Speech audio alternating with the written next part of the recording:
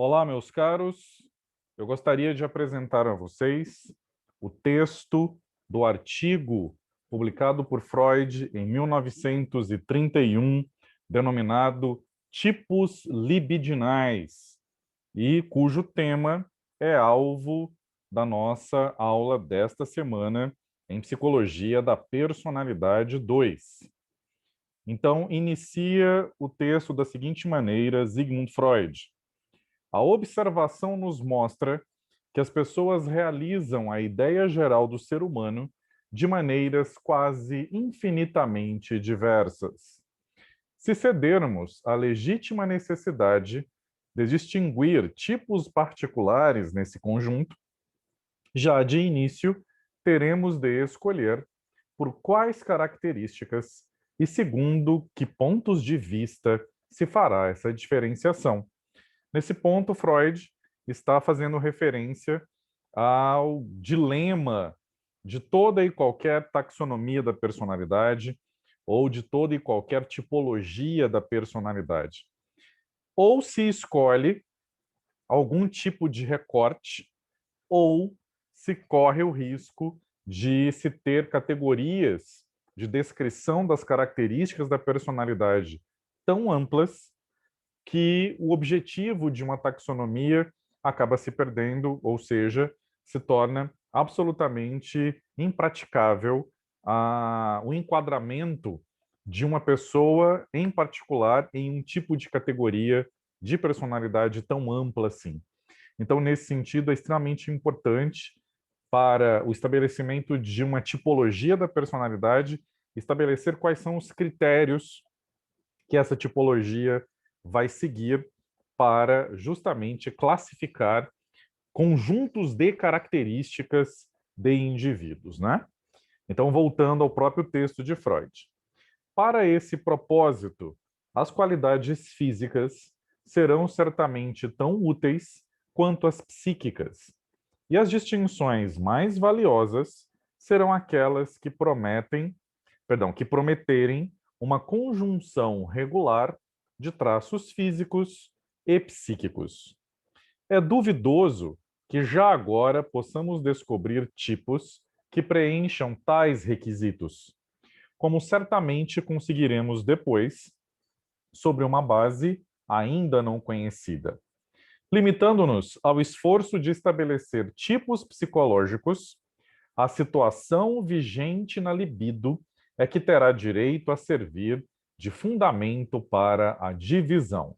Então, meus caros, aqui nesse momento, Freud estabelece qual é a delimitação, qual é o recorte que ele vai empregar para estabelecer a taxonomia da personalidade, ou seja, os tipos de personalidade. E esse recorte, digamos assim, é a situação vigente na libido, ou seja, todos os tipos de personalidade que na sequência Freud vai descrever estarão baseados na situação vigente na libido, a forma por meio da qual a dinâmica das forças do inconsciente se processa. Tá certo, pessoal? Aí ele prossegue dizendo o seguinte: é lícito pretender que essa divisão não apenas derive de nosso conhecimento ou nossas suposições sobre a libido, mas que também se encontre facilmente na prática e contribua para clarificar o conjunto de nossas observações em benefício da nossa concepção. Admitimos, sem hesitar, que também no âmbito psíquico, esses tipos libidinais não são necessariamente os únicos possíveis e que talvez se possa estabelecer toda uma série de outros tipos psicológicos a partir de outras qualidades, mas nenhum deles pode coincidir com quadros patológicos. Muito ao contrário, devem abranger todas as variações que, conforme uma avaliação prática, mantém-se no leque do normal. Em suas formulações extremas, podem avizinhar-se de quadros patológicos, no entanto, ajudando assim a preencher o suposto abismo entre o normal e o patológico. Então, nesse sentido, Freud está estabelecendo uma distinção nítida entre uma taxonomia ou tipologia da personalidade dita normal de uma classificação nosológica da personalidade, ou seja, de uma classificação psicopatológica. A proposta do artigo que eu estou descrevendo para vocês aqui agora é justamente a de estabelecer uma tipologia da personalidade normal e não uma psicopatologia da personalidade. Então, nesse sentido, segundo a alocação da libido que predominar nas províncias do aparelho psíquico, pode-se distinguir 3 tipos libidinais principais. Meus caros, quais seriam essas províncias do aparelho psíquico descritas por Freud? Observem, meus caros, que esse artigo foi escrito em 1931. Portanto, nessa época, Freud já havia abandonado a chamada teoria topográfica da mente, a qual tinha como principal referência para descrever a mente humana ou a questão da acessibilidade aos conteúdos mentais. Nesse sentido, a teoria topográfica da mente, ela estabelecia 3 divisões do nosso aparelho psíquico. O consciente, cujos conteúdos mentais são prontamente acessíveis. O pré-consciente, cujos conteúdos mentais não estão prontamente acessíveis, mas podem ser rapidamente mobilizados e, portanto, se tornam acessíveis à consciência, ao escrutínio da consciência.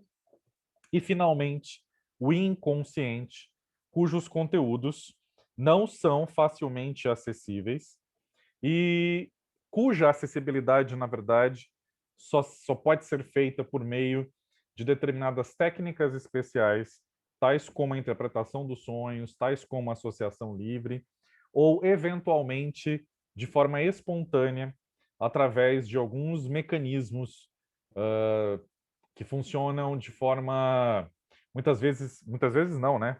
Sempre involuntária, tais como as parapraxias, tais como os atos falhos, né? Perdão, as parapraxias são atos falhos, né?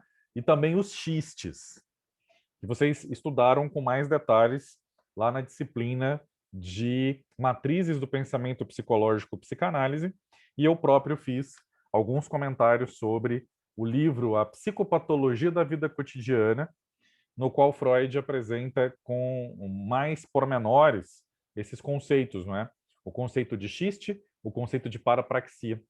E, sem dúvida nenhuma, essas seriam, digamos, evidências também das manifestações do inconsciente, ou seja, os sonhos, as parapraxias e os atos e os xistes, não é? Mas voltando ao texto. Nesse caso em particular, Freud não está fazendo referência a essa divisão do aparelho psíquico em pré-consciente, consciente e inconsciente. Ele está fazendo referência à chamada teoria estrutural da mente, esboçada por ele de maneira bastante detalhada em 1923, no livro O Eu e o Isso, também chamado de O Ego e o Id. E, a partir dessa época, Freud passa a fazer referência a 3 instâncias da mente, ou 3 componentes do aparelho psíquico, né? O id, o ego e o superego, ou o isso, o eu e o supereu, uma tradução para o português, tá? Então, essas províncias do aparelho psíquico que Freud está comentando são essas, não é? O isso, o id, o eu, ego e o supereu, superego. Então, dependendo da alocação da libido ou dessa energia psíquica em cada uma dessas províncias ou componentes da nossa mente, do nosso aparelho psíquico, nós vamos ter, portanto, segundo Freud, um determinado tipo de personalidade ou um determinado tipo libidinal. Né? Mas voltando ao texto.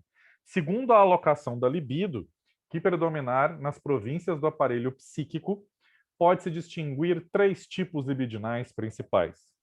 Não é fácil lhes dar nomes. Apoiando-me em nossa psicologia profunda, gostaria de chamá-los de erótico, narcisista e obsessivo. O tipo erótico é fácil de caracterizar.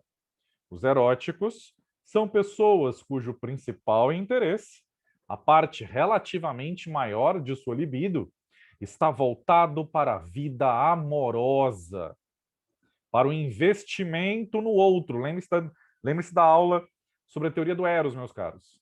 Amar e, acima de tudo, ser amado é o mais importante para eles.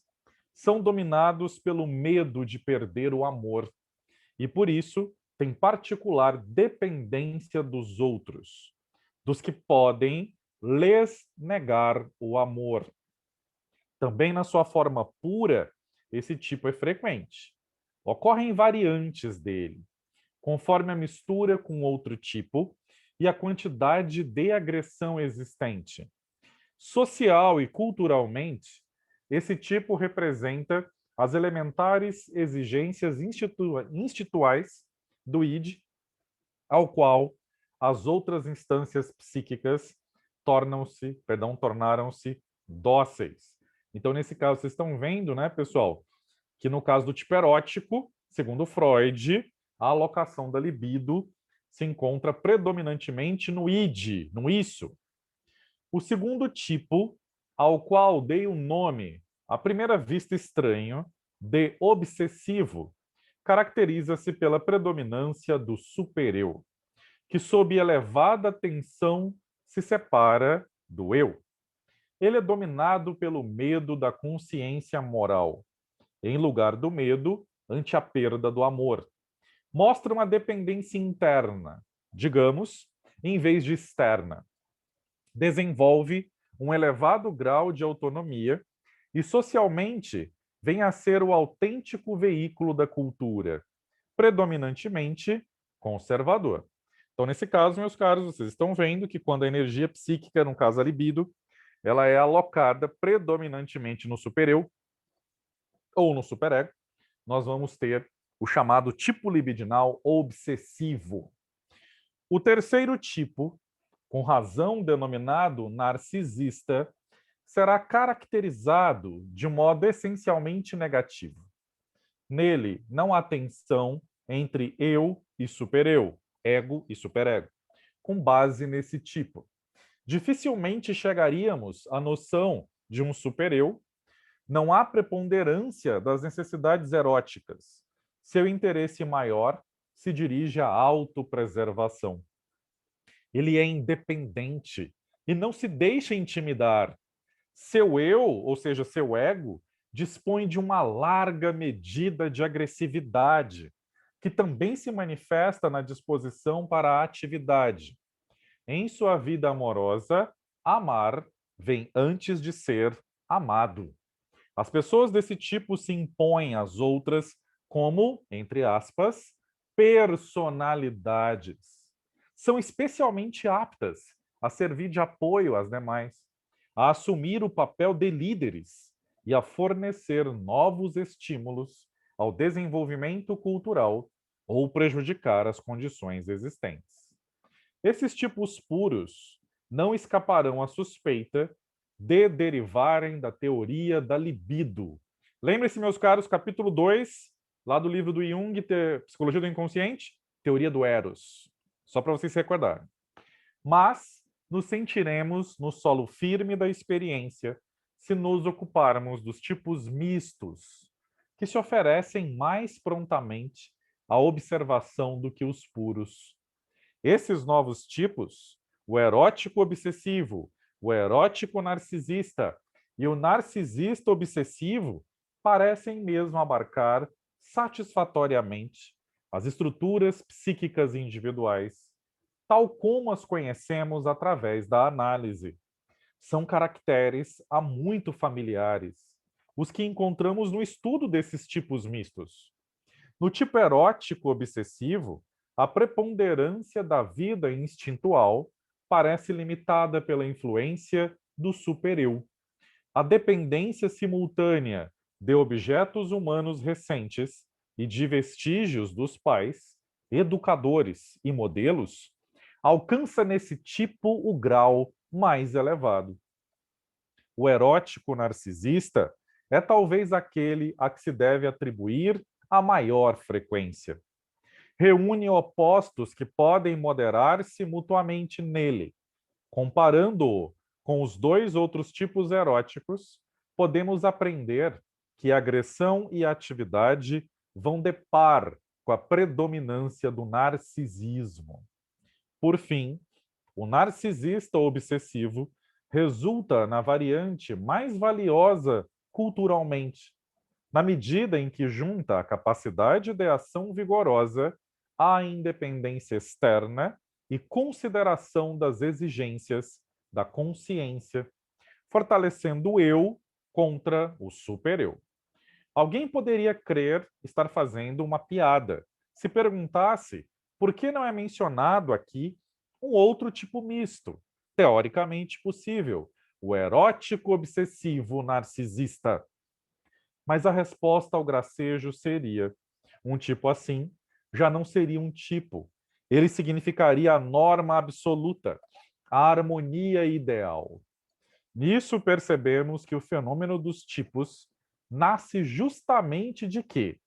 Das três principais adaptações da libido, na economia psíquica, uma ou duas foram privilegiadas às expensas das outras. Pode-se também imaginar a pergunta de qual a relação desses tipos libidinais com a patologia.